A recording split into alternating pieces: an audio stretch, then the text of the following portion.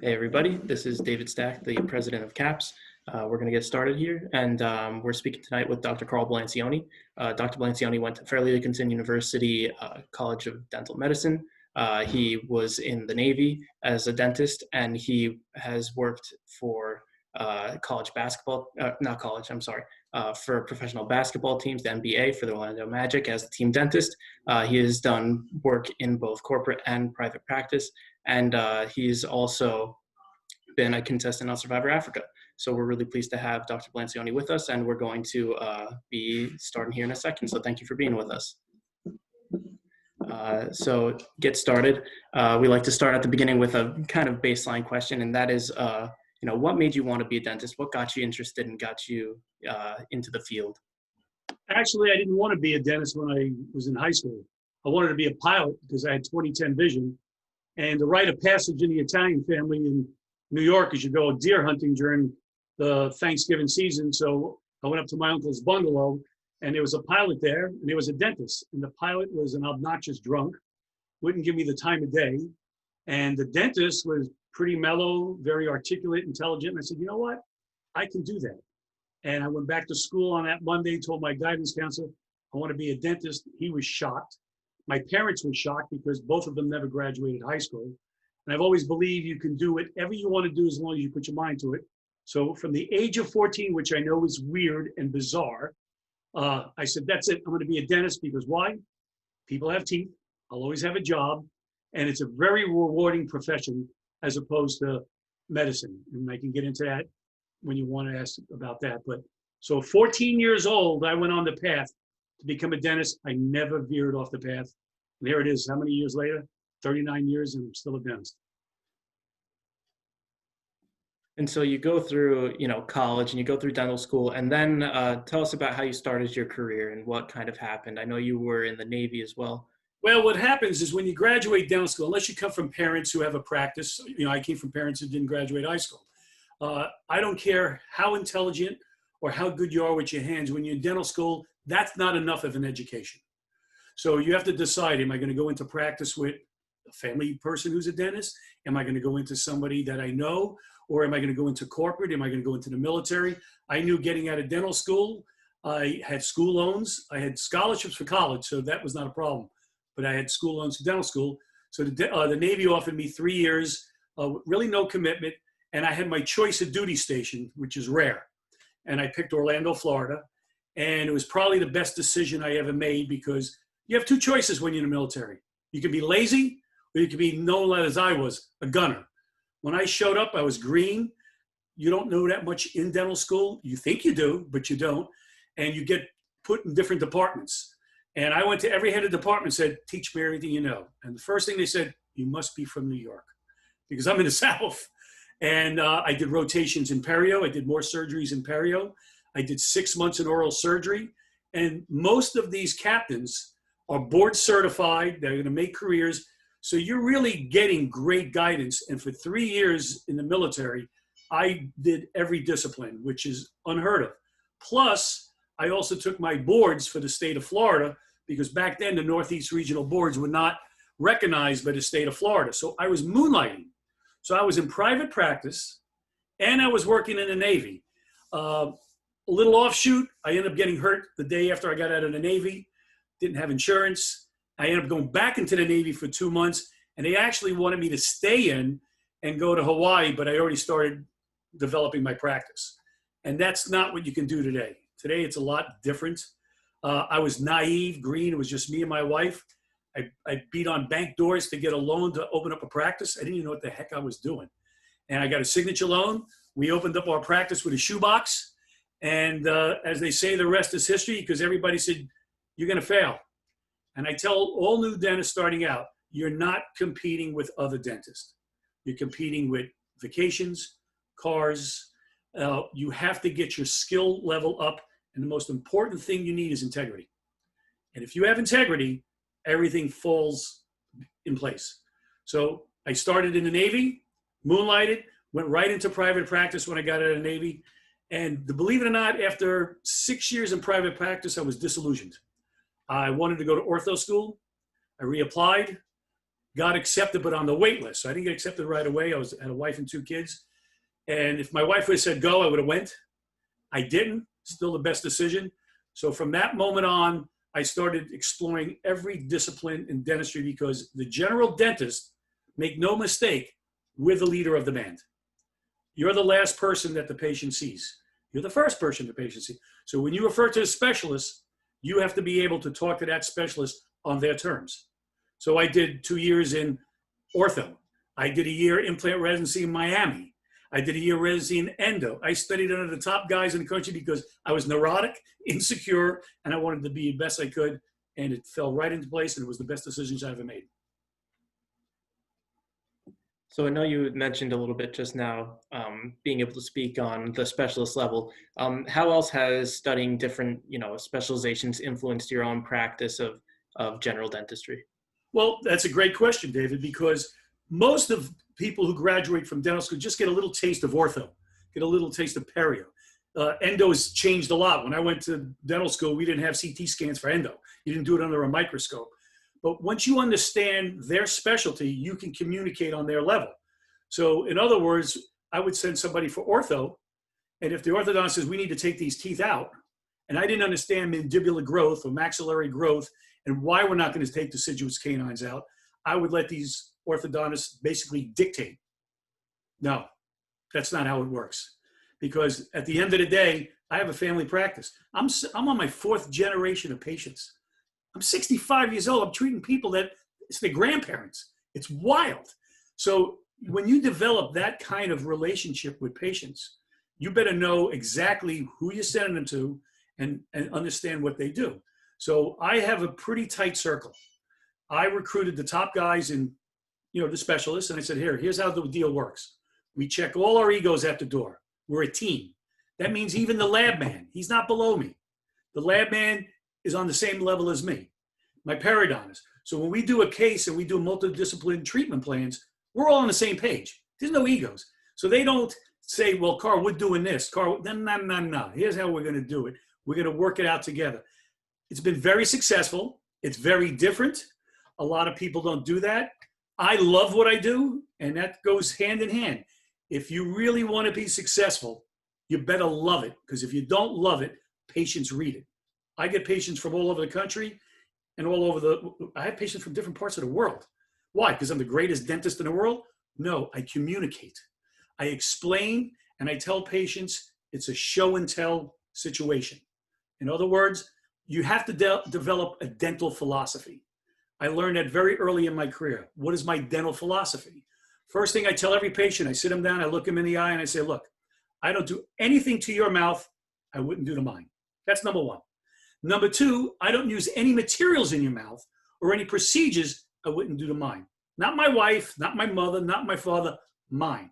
I says, once you understand those 2 things, I talk a lot, I joke a lot, I'm going to show you pictures on the TV. I've been using intraoral cameras in photography since 1982. Hey, I'm not a tech genius. I like show and tell, because if the patient understands what you're showing them, you're not selling it. Let them make the decision of where they want their health to be. And I'll tell you what, I'm 65 years old. I'm getting more new patients now. I'm trying to quit, and nobody will let me, because my enthusiasm comes out and my skill level is up there.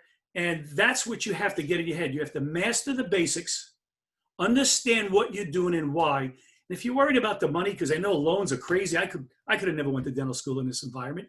$400,000 in school loans, I'd hang myself. I had $43,000 in school loans, and I paid every penny off. The money comes if you do the right thing, and it's called integrity. And I was the head of ethics and peer review for 10 years here, and the biggest problem I saw with dentists wasn't that they weren't good. They didn't communicate with the patient. So you got to remember, we're in the people business. We're actually chair-side psychologists. Who wants to go to the dentist? Really, who wants to go? In my office, you'll see pictures of photography, pictures of this. I got the dental stuff on another side. But patients want to know you're a human being and you care. And that's probably the biggest message that's made me beyond successful. I mean, I'm living the American dream, and could I have done more? Probably, but who cares? I got a great life. Did that answer your question? Yeah. And can you tell us a bit how that kind of worked into you becoming the dentist for the Orlando Magic and that kind of process? Well, it's really funny because I kind of beat to my own drum. And I won a mastership in the International Congress of Oral Implantology. Carl Misch is the godfather of implants. I studied under him. I was a master in the Academy of Implant Prosthodontics, so the ICO. I was honored to be a member of the PR Firsard International Honor Society. Well, they wanted to give me my medal, but they wanted me to fly to South America. Hey, I said, just mail it. Well, you don't tell those type of people to mail your medal. So they weren't too happy. So finally they had it in Chicago. Chicago, I love baseball. I'm a Yankee fan. I says, good, I could go to Wrigley and go to White Sox. Long story short, I go to get my up there to the medal, and they changed this schedule. And what happened, they go, Dr. Bilancione, we've been looking for you. Where have you been? At Wrigley. Sammy Sosa hit 54. I come with a T-shirt on. I had him in the Ritz-Carlton. They don't know who the hell I am. And they said, you need to come see Dr. Misch because they're changing the schedule. When I went to see Dr. Misch, he goes, we're going to present the medals on this day. And I go, oh, I can't do that. He goes, what? I got tickets to see the White Sox. I just bought tickets behind the dugout. He was not a happy camper with me. Turned out he ended up changing it. I got my medal. And about 3 months later, I get a phone call from this guy, Doc Rivers. Who's Doc Rivers? He just became the coach of the Orlando Magic. And he was living in Manhattan. And I guess he asked his dentist, well, I don't guess he asked his dentist, who's a good dentist in Orlando? He goes, well, this guy is a little bit different. He came up here and he's running the baseball games. He got one really good honor. And Doc Rivers came in. And, you know, I love sports. I love basketball. And he said, do you want to be the team dentist for the Magic? And I said, no. And he goes, what? I go, I can't do it for free. I'm a one-man show. I have a hygienist, an assistant, 2 front desks. I have to get paid when I do my job. He says, I'll make sure you get paid. And the rest is history. So just the way I did things a little differently, it fell into place that I became the team dentist. And I did it up until about 2015. And then I had a bicycle accident. I fractured my vertebrae. They thought I was going to be paralyzed. And I had to step away from my full-time practice. And, you know, 2 days a week. Obviously, I'm not paralyzed. And that's how I became the team dentist. And it's a lot different. Everybody loves, oh, my God, you're the dentist, the Giants or the – hey, it sounds good. You get excited. But there's a lot of rules. In the NBA, you can't write prescriptions for any narcotics at all. Patient has a toothache. Most you can give them is Motrin. They had, what was it, Alonzo Mourning for the Miami Heat. Was eating Motrin, almost shut down his kidneys and killed him. So there's certain parameters you got to follow. It's fun to go to the games, but do you want to go to 41 games during the season? Because you got to show up. You get a call at 2 o'clock. I like the players because I can talk on their level. So it was rewarding in that aspect. Do you make money from that? Heck, no, they don't even pay you. They give you a free seat, possibly. But it was a lot of fun. I met a lot of people, and you know, I don't have any regrets. That's great. And then, you know, kind of moving into another kind of, you know, aspect of your career. Can you tell us a bit about, you know, corporate practice and private practice, and what are some of the differences in, you know, being a dentist in both situations? Well, I've never was in corporate dentistry.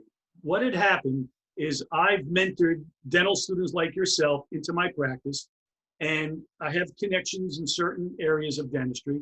And if these people really exhibited the skills and the mindset to be a dentist, I would help them get into dental school. And one of the people I groomed went to UF, everybody wants to be an oral surgeon. I said, unless you're graduating, number one, forget about it. And long story short, she went up north, took a general practice residency in St. Joe's in New Jersey. And she hated New Jersey. She hated the Northeast. I thought she'd come in and groom with me. I was going to make her an offer she couldn't refuse. She was a great young lady, had great bedside manner. My patients already knew her. No, she wanted to go into corporate dentistry. And I said, what are you on, drugs? And I'm not going to name the clinics. And she signed a contract, and she'd call me up. She goes, hey, Dr. B, I'm not allowed to use these materials. I go, yeah. I'm not allowed to use this lab. I go, yeah. I have to produce this amount of money. I go, you're in corporate dentistry. And the reason why corporate dentistry took such a strong hold in dentistry is if the overhead is 80% and you're getting a 20% return on your dollar, why wouldn't you have a business like that? So corporate dentistry dictates the quality of materials, probably the lab, and what you have to do. Nobody's telling me what to do. And in private practice, you're the master of your own ship. You can dictate how much money, if money is your major object, you can dictate what your income is going to be. Because as long as you follow the guidelines that I keep telling everybody, don't worry about the money, do the right thing. It sounds cliche, but I have lots of friends like myself, and we're all successful. And none of us went into corporate dentistry. That doesn't mean you can't be successful in corporate dentistry. I just know no one's going to tell me what lab I'm going to use. Nobody's going to tell me what specialist I'm going to use. And nobody's going to tell me what dental materials I'm going to use. So the biggest difference I see is you have complete autonomy when you're in private practice. You got restraints with insurance and things like that. You can work, all that's workable. Patients will pay if they like you and they know you are honest and you do good work. And, you know, insurance companies tell you what, crowns last 5 years. I got crowns that have been in for 40 years. They look like I put them in. Why? Because of God's gift of dentistry? No, because I follow the basic principles and I don't vary from the principles. So that young lady spent 7 years in corporate dentistry, broke a tooth, wouldn't let any of the dentists in that group do her crown, drove 3 hours to see me, and I said, what the hell are you doing? And we found her a private practice, and now she's in private practice with a good quality dentist, and guess what? She's happy. So that's my biggest take. Now, somebody will argue the other end of the spectrum. You've got to look at exactly what you want. To me, the military was one of the best experiences I ever had. But again, you could be lazy and be in the military and do nothing. I'm not lazy. So that's the biggest difference between corporate and private practice. You have complete autonomy when you're in private practice. Did that answer it, David? Yeah, no, that was great. And it's, it's nice of you to put kind of your insights with the experiences of mentoring, mentoring young dentists in as well. Do you do a lot of mentoring? Not as much as I used to. They asked me, I'm not a political guy. David, you know me. I'm not politically correct, nor will I ever be. I've asked to teach at schools. I was a board examiner in the state of Florida for the hygiene boards. I'm not into the politics. But if I get a student like you or somebody is at UCF and they say, hey, I want to be a dentist, I'll let them come in my office. After I vet them, I make sure I vet them, and they can spend a month, 2 months with me. And they'll see exactly how I work. And they'll see how my interaction is with the patients. And like I said, I'm on 4th generation. It blows my mind that I've been around that long. I mean, I've been doing this since I graduated in 81. Think about that. That's 39 years. I started drilling in 1978 as a sophomore because I tell students, if you get into dental school and they offer you the opportunity to go outside during the summer to a reserve or a prison because you haven't worked on any patients, do it. Never turn anything down. You're always going to learn.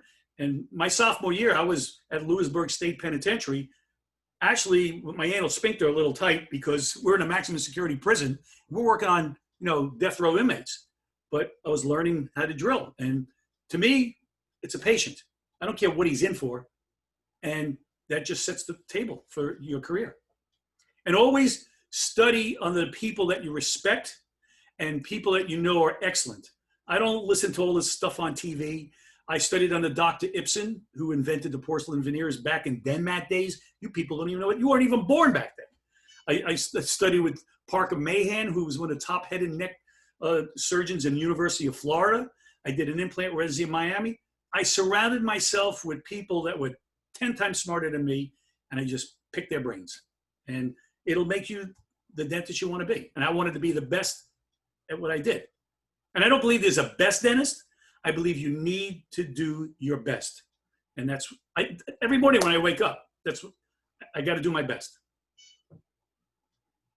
And so that's a perfect segue into what I was about to ask you next, which is, you want to be your best, you want to do your best. What motivates you, beyond just wanting to, for yourself and for your patients, do the best you can? Well, think about this. In every discipline of medicine, the only discipline that's prevention oriented from day one has been dentistry. We teach you how to floss. We teach you how to flow. We don't just treat disease. We try to prevent it. Also, if you come to me with a problem, I'm not going to give you a pill and say, hey, if it goes away in 3 days, you're fine. I've got to diagnose what is the etiology of that problem. And dentistry, if you like immediate gratification, it's great. I mean, I've done full mouth reconstructions. I've changed people's smiles, changed their life. I'll tell you what, if you don't feel good about that, then you don't have a heart, okay? I could have went to med school. I could have been a physician. I don't like hospitals. I don't like the smell of hospitals. I don't like the fact that I'd have to do death. You don't have that in dentistry. I'm seeing children, their parents, their grandparents, and if I can monitor their path, it's wonderful. And that's what motivates me every day, because I go in, I get somebody who's probably not really sharp in dentistry and they can't afford it.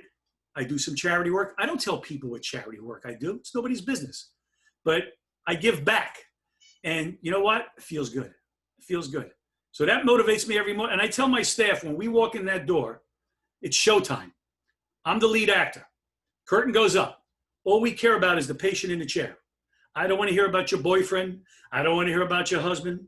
I don't want to hear about you getting the ticket on the way to work. When the curtain comes down, you can complain all you want to me. But when we're in there, our number one priority is the patient. And I know that sounds cliche, but if you interviewed any of my patients, they'll say, nope, that's friggin' Dr. B. They call me Dr. B, Carl, whatever they want to call me. I don't care. I wear scrubs. I don't wear a tie. I don't walk around like, I'm Mr. Highfalutin guy. I'm just like you, David. I put my pants on the same way, and I do everything else the same.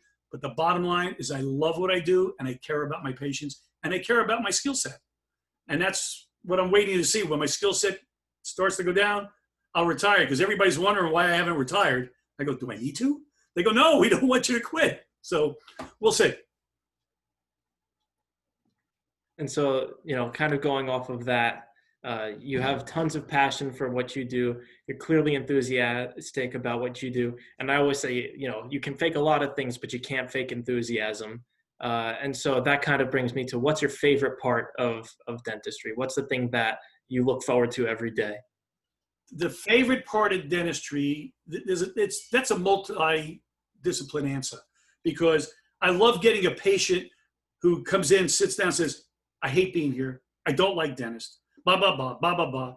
And I look at him and go, well, if you hate being here, you can leave. Because I says, I'm in a good mood today. I said, so if you're in a bad mood, I said, this ain't going to work. And they look at me like, where did that come from?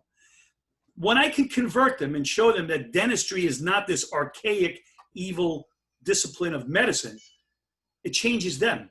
And remember, when you start changing people like that, they refer people to you. I've never advertised in my life. I've never put a coupon in a book. When I opened up my practice, because I didn't know what the heck I was doing, all the dentists around me, a lot of these dentists came from dental families. I came from parents who didn't graduate high school. They were longshoremen. And everybody told me I needed to hire a consultant. So I hired a consultant. He spent a week in my office. Then he sat me in my office and told me everything I was doing wrong. I looked at him and I said, okay, how much do I owe you for this week? He goes, this is what you owe me. This is the retainer for me to be on board. And he told me that I talk too much. I'm too personal with the patients, and I would never be successful because there was 20 dentists within 5 miles from me. He said, but he could help me be successful. Do you know what I told him? Here's the check I owe you. Don't let the door hit you in the ass on the way out. That was the shot heard around the town here. Oh, Dr. Bilancione, a young guy thinks he knows what he's doing. 5 years later, I'm at a dental meeting, getting an award. He sees me. I go, hey, Bill, you thought I was going to fail, huh? He goes, I don't want to hear it. So again, you've got to be true to yourself.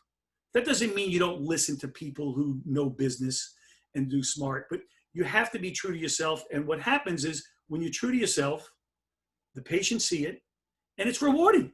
You get, I mean, I don't go to work thinking, oh man, I got to get up tomorrow. And my patients have my cell phone number. Since now, before we had cell phones, remember, I'm older than you, they would call the answering machine at the office and it would have my home phone number on it. I never used an answering service. You know what the dental people in my community used to say? What are you, nuts? You know how many calls I would get in a year? 2, 3? Patients will respect you if you respect them. It's a two-way street. To this day, most of my patients have my cell phone number. Even the guy that I work for, he goes, you give out your number? Yeah. Why? If they need me, they can call me. This is what we signed up for. If you didn't sign up for that, go into research. I've already put a couple of guys in research because they weren't people dentists. They were better off solving gingivitis and periodontal disease than working on a patient. You know what I mean? And Don't then, get me started, David, because I keep rolling. You know, put your seatbelt on, pal, because I'm going to tell you exactly how it is. well, kind of, thinking about that was your favorite part, the things that kind of motivate you. What's the most difficult part of what you do? What, if there was something that, on the difficult mornings getting out of bed, it was like, oh, it's a drag. What kind of is a little bit difficult with, practicing general dentistry? That's a great question, because the difficult part is the money. I mean, I've done cases that were $75,000 on my end. We do cases, we do full mouth implant restorations. We just did a case, 9 implants in the maxilla. I don't even remember what our bill in our office was maybe 35,000. Periodontist was another 30. You're talking 65,000. The hardest thing is to be able to sit down to a patient, look him in the eye and say, look, this is what it costs. There's no way getting around. So I always give patients at least 1 or 2 options, and I let them make the decision. But that's probably the hardest thing. The other hardest thing is getting patients who can't afford anything. I just had one in the other day, and they said, we don't know what to do. I says, I'll get you cleaned up. We'll figure it out. So that's the hardest thing, having to look somebody, looking a fellow human being in the eye and say, you know what? I can't help you. Nah. You find ways to help people. And the good thing is when you have a relationship with the specialists that I've developed over the years, you'll be shocked at how many people, you hear all this stuff that doctors are greedy, dentists are greedy. We had a patient, this is an offshoot. I had a guy coming over to my house inspecting my roof. He looked like he just came out of the gang. He had tattoos all over his neck. He started talking. I saw him wincing. He didn't know what I did for a living. I go, what's the matter? He goes, why? I says, you're wincing. He goes, I'm numb on the side of my face. I go, why? He goes, I just got out of prison. I go, what? He says he was in Stark, and he was at Shands Medical Center, and he had a big carcinoma, but they didn't treat him because he had no money. So I looked in his mouth, and he goes, what are you looking in my mouth? I said, I'm a dentist. Long story short, I contacted my periodontist. I contacted an ENT friend of mine, and we saved his life. He didn't pay any of us. So, I mean, this is how you can affect people's lives. And that's the whole bottom line. It's not just about the darn money. And the money comes, trust me, but just do the right thing. So the hardest thing is, had that guy never met me, would he ever gotten treated? And, I've got a set. I called up my periodontist. I go, look, I need you to see this guy and you can't charge him. Carl, whatever you want. I says, who do we know in ENT? Dr. So-and-so. I go, call him. He was in surgery on that Monday, and it was a squamous cell carcinoma. Oh, yeah, it was unbelievable.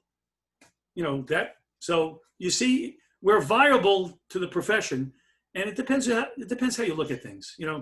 I always believe if you do the right thing, you don't have to worry about the rest. That's a great point. I always like to think that, as long as you follow the right path, good things will follow. So yeah, that's kind of the way I like to see it. And also the other thing, David, for new dental students coming in, everybody thinks when somebody walks through your door, you're obligated to treat them. No, from day one, I was never that way. If I don't feel good, in a relationship, even if it's a new patient exam, I'm not going to tell the patient, I don't like you. I don't like your personality. I use the George Costanza line from Seinfeld. It's not you, it's me. I'm not comfortable. And I've had patients come in that were referred to do, big cases, and I could tell it was going to be nothing but a headache and a disaster. And I would tell them, and they would look at me and they go, what do you mean? I says, here's my analogy. If you're going in for open heart surgery and the surgeon comes in and he's one of the best in the world, and he looks at you and says, I'm not comfortable doing your surgery. Are you going to let him do your surgery? Hell no. And I tell patients, I'm not comfortable doing this case. I have to do it at the highest level. I'm not comfortable. So you got to remember, I've developed this over the years, but it's not a scary thing to be yourself, because when you're yourself, people see it and you're genuine. And that's the whole deal. And so, in order to continue, being genuine and everything. I know that it takes a lot to be a dentist. You've done a lot in your career. How do you balance, work and your personal life, so that you don't get burned out? I know a lot of people in practice now are talking about burnout as a big thing, a big topic of conversation. So what do you like to do?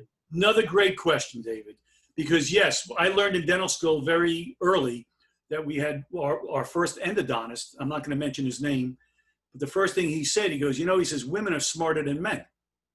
And everybody's sitting in the class. He goes, because when women are depressed, they go shopping, makes them feel good. When men are depressed, they drink, they pop pills. He says, you got to find your happy place. And I used to be a marathon runner, so that was part of my happy place. I am responsible for my own happiness, not my wife, not my kids. That's what makes me tick. So you have to find what makes your happy place. A lot of dentists love golf. I hate golf. You got to be quiet. To me, it's one of the most difficult sports. I've met more rude people on the golf course, and my motto is, if you break 100, I'm breaking your legs. I don't want to golf. So I do photography, because photography goes hand in hand with dentistry. I've been doing intraoral photography since 1981. I've traveled around the world doing wildlife photography. The other day I was getting a little stressed here because my wife's going through cancer treatment, and it's been pretty difficult, and she was sleeping. I needed a break. I didn't get a bottle of beer or vodka, threw my camera in the car, drove 1.5 miles down to the spawn, sat in front of this, I know it sounds weird, taking pictures of these ducks, no car running, no telephone, and within a half hour, chilled. So you need to find what makes you relaxed and happy. And a lot of my friends, I've lost some great dental friends because they couldn't handle it. They either got addicted to Percodans or Percocets, or they started doing cocaine. I mean, dentistry, make no mistake, I'm not telling you here that it's an easy profession. It ain't easy. It depends how you look at it. It's a tough profession. It can be a very rewarding profession, but you have to balance it. And your family sometimes doesn't understand it. My kids used to think all I did was I was a comedian. They come into the office. They never heard anybody crying. Everybody's always laughing. I had food going. And I come home from work and I was stressed. And my son goes, Dad, you don't do anything. You just drill and take money and people are happy. That's not what it was. So you got to find your happy place. So figure out what you like to do. And then always, you can tell I get excited, I get passionate. I don't do anything until I can do it better than anybody else. I'm not competing with you. I compete with myself. So I want to be the best damn photographer. I surround myself with great friends of mine who are photographers. We take trips together. Our wives all get along. So the long-winded statement is, find something that's not going to break down your health or your mental capabilities that you're going to enjoy, and you will survive anything. Hey, I was on Survivor, buddy. I can do it all. That's right. And this is a fireside chat with you, Dr. Bilancione, and it's the audience here that we have is pre-dental students. So I was wondering, we're all looking forward to going to dental school in a couple of years. For some of us, maybe next year for others. What is some advice that you would have for students in college that are planning to go to dental school? I did it kind of unconventionally. First of all, you probably figured out I don't take no for an answer. I push and push. And if you're in college, I would urge you, find out what dental school you want to go to. If it's close by, make an appointment with the admissions guy. I don't know how it works now, because remember, I did this back in the 70s. But I picked Fairleigh Dickinson because it was the 4th best dental school in the country. So my freshman year on college, I made an appointment with the dean of admissions. I'll mention his name, Dr. Kimball. I showed up, he goes, so when are you graduating? I go, oh, in 4 years. He goes, what the hell are you doing here? I said, I want to know what I need to do to get in. And he just looked at me like I was some crazy person. And he said, this is what you need to do. A year later, I went back to him and I did everything he said. He goes, wait a minute, you're back again? And he says, so all you do is study and work. You're not well-rounded. He says, you need to live on campus and do something. Well, I became the head of the Interdormitory Council Athletic Association. I ran all the sports on the dorm. Went back again. He was getting tired of seeing my face. But what he saw was a passion and a desire. And you don't have to do that in a dental school. Find a dentist that you know is affiliated with Columbia Dental or it's NYU that's well respected. Say, hey, look, I see what you're doing here. Would you mind if I came and observed you in your office? I have not met a dentist yet that's told people no. We love mentoring young people. Well, my group does. So I would tell people in college, if you really want to do it, I would urge you during the summer or something, even your family dentist, shadow him for a week or two. You may find out, you know what? I don't like this. I don't want to do this. This is not what I thought it was. And I think if you get that perspective, it changes the way you think. I didn't do that. I just kept going to the dean of admissions. And I ended up getting accepted to a bunch of dental schools, but I didn't take no for an answer. And if you don't get in the first time around, don't die. Don't get all upset. That means you did something that didn't stand out. You could go for your master's, but you gotta show that you want to do it. When I was on the board of admissions for our dental school, because I did interviews here locally, sometimes I would ask the student, why do you want to be a dentist? I want to make a lot of money. You want to make a lot of money. That's the first answer out of your mouth. Do you think I let that guy go to the next level? No. I don't care if he was a 4.0. His mindset wasn't even where it should have been. So that's me. You can do whatever you want. But I believe that I'm living the example that I present to you and your students. And, you know, after I got off Survivor, I did motivational talks here. People couldn't believe it. And I go, what do you mean? I said, I don't listen to teachers who tell you you can't be something. If your teacher tells you you can't go to dental school, get a new teacher. I don't listen to those people. No, seriously. You do what you feel you want to do, and if you push it, you'll get it. Maybe I'm an idealistic, crazy person, but I don't do drugs and I don't drink, so I know what the hell I'm talking about. And another thing that kind of wondering is, if you could travel back in time and give yourself a piece of advice, maybe to either when you were in college looking forward to dental school, maybe when you were in dental school, or any time during your career, what piece of advice would you give yourself? Early on in my career, when I was in college, I didn't know the politics of college. I just was this, tunnel vision. And Fairleigh Dickinson, they had an honors college.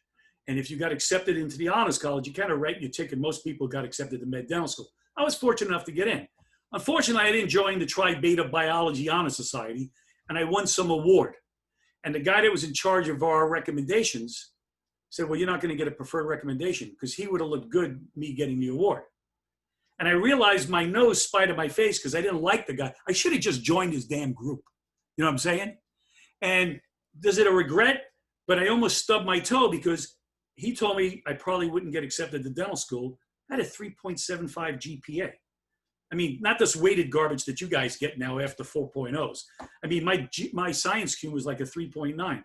I figured, oh my God, I'm not going to get into dental. I applied to 62 dental schools. You know how crazy that is? And I got accepted to the first 5 right away. And then I found out he wrote me the highest recommendation. He was just pissed that I didn't enjoy his honor society. So don't let your ego or your self-worth be determined by somebody else. Sometimes you got to suck it up. I didn't suck it up. That's probably the only thing. When I went in the Navy, I was myself. I didn't care if they called me a gunner because I would work through lunch. I didn't work through lunch because I was trying to score brownie points. I'm trying to learn dentistry. You know what I mean? So my long-winded answer is don't cut your nose off to spite your face because somebody has maybe damaged your ego a little bit. Check the ego at the door. You know what you want to be? Just go for it. It'll happen. Did that answer it? Because That's great. I don't go through a life with regrets because people who go through life with regrets, they're not happy. I'm basically a happy person. I wish I was skinnier. I wish I was better looking, but I don't worry about that crap. No, that's great. It's one thing, and like I said earlier, you can't fake enthusiasm. And so it's great to talk to professionals who really love what they do and kind of exude that passion about dentistry and their patients. It's inspiring as a pre-dental student, hoping to move forward and build a career in dentistry. It's inspiring to know that there are people who, really love their careers and are able to speak to us about their careers. and motivate us to kind of aspire to that level of excitement and passion about dentistry. It's so I appreciate that. Well, don't be afraid to go outside your boundaries. Now, you know what CIRAC dentistry is now, computerized dentistry. I was one of the first dentists in Orlando who had, the Sirona CIRAC machine. You think I know how to use it? Hell no. So I asked him, who's the best guy in the country? And I'm going to use his name because he's like me with enthusiasm. His name was Mark Morin out of Detroit. I called him up one day and I says, hey, Mark, I just bought this machine. I don't know how to use it. I want to come to your office and learn it. He goes, who the heck are you? I go, I'm Carl Bilancione, Winter Park, Florida. And he goes, well, I have this course. I go, I don't care what you have. Just tell me when I can come. I went there. I learned. He taught me. He was enthusiastic. But he said to me, he goes, boy, I've never had people just like you just call and say, learn. That's what I'm telling you. Even with Dr. Ibsen, when I wanted to do veneers, he's the dentist to Jennifer Aniston and these people back then. This is 1989. I called him up. I said, can I come to your office and chat? He thought I was on drugs. He charged me $500 to go see him, but I did go, and I learned what he did in his office. And that's my whole point. It depends what you want to do. I do that in my everyday life. Photography. David, you know what kind of photographer I am. And I find out who the best people are, and I go, hey, here I am. That's what you got to do. And it makes life a lot more fun. And as you can tell, I have fun. No, that's great. And, we appreciate you coming and speaking with us. It's been great to, speak with you and get to hear about your career and what you do and everything like that. So we really appreciate you coming and talking to us. Anytime. And if anybody wants to email me or anything, I'll be more than happy. I work 2 days a week because of my injury. I work Tuesdays and Wednesday mornings. I'm semi-retired. People go, well, why don't you retire? I love what I do. Now, if my skill set goes down, because my specialists all know, I said, if you see me slip in diagnostic or my work, if you don't tell me, you're going to have a problem. And they think I'm crazy because, no, Carl, you still, but let's face it, you get older, your skill set does start to deteriorate. So far, knock wood, I'm okay. That's great. Well, this will be posted, as you know, online, so people will be able to watch this and see us talking.